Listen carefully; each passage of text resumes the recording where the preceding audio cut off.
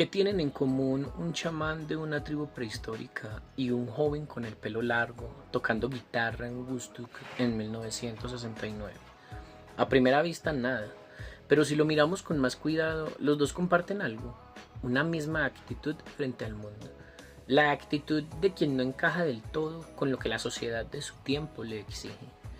A eso los filósofos lo han llamado underground. Y cuando ese malestar se organiza y se hace colectivo, nace lo que conocemos como contracultura. Vamos a entender qué es cada uno de estos dos conceptos y sobre todo cuál es la relación entre ellos. Empecemos por la palabra underground. Literalmente significa subterráneo, lo que está debajo de la superficie. Imaginemos algo tan cotidiano como los soterrados de un río en una ciudad. Uno transita por debajo sin ver del todo qué pasa arriba. Pero ese tránsito genera un efecto que tarde o temprano sale a la luz. Así funciona el malestar humano frente a lo establecido. Cuando yo en soledad siento incomodidad con las cosas que me rodean, apenas soy un murmullo. Pero cuando comparto ese malestar con otros, cuando lo colectivizo, deja de ser algo mío y se convierte en un fenómeno social. El filósofo Víctor Peñuela, citando a Luis Racionero, define el underground como la tradición del pensamiento heterodoxo que corre paralela y subterránea a lo largo de la historia de Occidente, desde los chamanes prehistóricos hasta nuestros días. Es decir, el underground no nació en los años 60, existe desde siempre. Tiene poetas como Walt Whitman, filósofos como Lao Tse o Spinoza. Es una corriente que atraviesa toda la historia humana, por debajo de la cultura oficial. Peñuela señala tres rasgos de esta mentalidad underground. Primero, una mentalidad planetaria, la convicción de que todos los seres estamos conectados, lo que lleva a una solidaridad que se extiende incluso a los más lejanos. Segundo, una resistencia al poder y a las organizaciones autoritarias. No una confrontación directa, sino formas de resistencia desde lo privado. Se resiste al trabajo con el ocio, al poder con el erotismo, a las palabras con el silencio. Y tercero, la primacía de la vida sobre el pensamiento. Lo que importa no es tener la teoría correcta, sino vivir de la forma correcta. Ahora hablemos de la contracultura. A diferencia del underground, esta sí tiene una fecha y un lugar de nacimientos muy concretos. Estados Unidos entre finales de los años 50 y principios de los 70. Pero ¿por qué justo ahí y en ese momento? La respuesta tiene que ver con dos fenómenos que nacen casi al mismo tiempo. La aparición de la juventud como categoría social y el nacimiento del rock. Antes de los años 60, según explica José Luis Aranguren, no existía la juventud propiamente dicha, solo existían jóvenes que imitaban a los adultos o que ya se comportaban como tal. Fue después de la Segunda Guerra Mundial cuando los jóvenes empezaron a desconfiar de los ideales políticos que les imponían los adultos y se refugiaron en su propia identidad. Al mismo tiempo nace el rock. Su historia tiene una raíz muy profunda. El grito de los esclavos africanos, transformado con el tiempo en cantos de trabajo espirituales y después en el blues. Ese blues llevado a la ciudad y finalmente adaptado por cantantes blancos dio origen al rock and roll, con figuras como Elvis Presley. Más tarde, bandas inglesas como The Rolling Stones retoman esa tradición y terminan de darle forma al rock como lo conocemos. Con esta identidad musical propia, los jóvenes de los 60 se sienten por primera vez protagonistas de la historia. ¿Y contra qué protestan?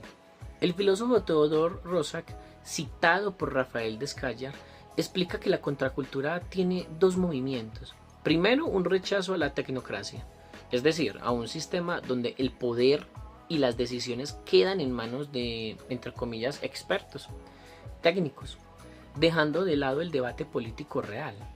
Y segundo, la búsqueda de un nuevo modo de entender la realidad, que ya no dependa de la ciencia ni de la industria.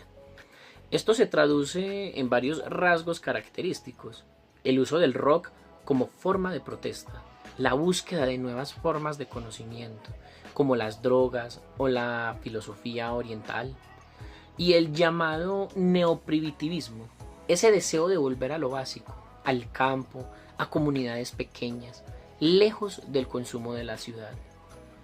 Pero hay algo interesante y casi paradójico.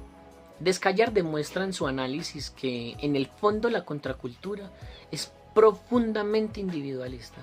Prioriza la realización personal por encima de la transformación colectiva de la sociedad.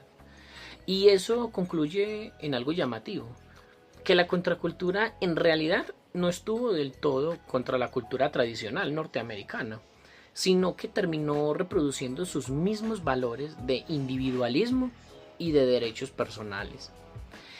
Y aquí llegamos al punto central. ¿Cuál es la relación entre estos dos conceptos?